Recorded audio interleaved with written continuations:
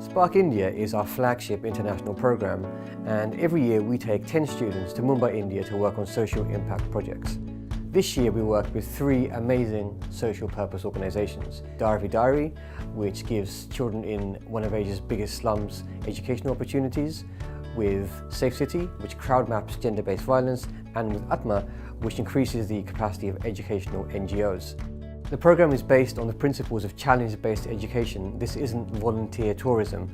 Our students are in India to work on specific real-life business problems posed by social purpose organisations who need some increased capacity. Not only is the project challenging, but also the environment. We're taking students way out of their comfort zone, into Mumbai, which is actually home to the largest slum in Asia. They're living with different people, working with different organisations. So the 3-week experience is extremely challenging, but we put a lot of support in place for students while we're out in India.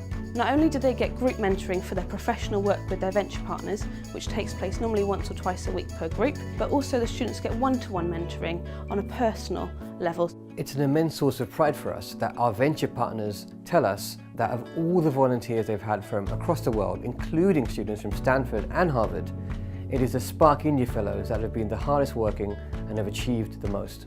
I was working with the project Safe City. They are an organisation which works to combat sexual harassment and gender-based violence. They do that by creating an online map which has crowdsourced information. Now this is good because it can help the local police and authorities identify areas which are particularly problematic. My team and I had 3 parts to our project working with Safe City.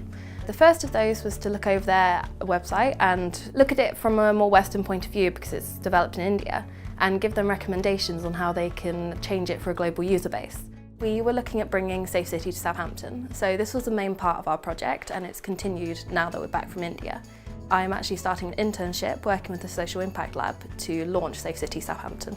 So our venture partner is Diary, and it's a slum innovation project in the Derby slum. And it focuses on teaching, particularly technology, to kids. They then got the skills to build apps. And the apps are targeted at solving community problems such as women's healthcare, safety, queuing for water, litter. This is where Bluepoint comes in. So part of our project was taking a Bluepoint hub out to India and to test in Derby. And the Bluepoint hub is like a physical device made by Southampton alumni and funded by them as well. And it can be used anywhere because it acts as a Wi-Fi hub, but the information's already on there, so it's not connecting to the internet at all. So I first heard about Spark India a couple of years ago actually. I had a lot of friends who'd done it and they'd all come back from it and were absolutely raving about the experience and couldn't recommend it enough to me. It seemed like a great opportunity to improve my own social entrepreneurship skills, so to build myself professionally and personally and get some real life experience of what it's like to work in the third sector, which is something that an internship at a big corporate definitely wouldn't be able to offer me. So I'd say one of the biggest and fondest memory from this program would be the football session that we had with the Dharavi kids. It was really amazing.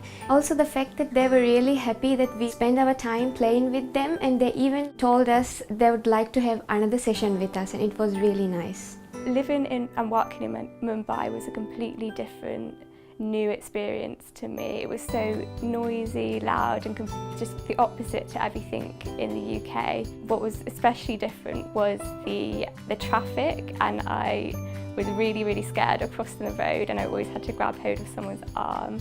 We believe that leadership is a contact sport, but you need the right form of contact to enable you to stretch and grow as a person. We are very proud to say that 60% of the Spark India cohort over the past 4 years have been female, and for Spark India 17, 60% were from widening participation backgrounds. I firmly believe in our mission to create world-class leaders for social impact, and it's through programs like Spark India that we've seen students on transformational journeys.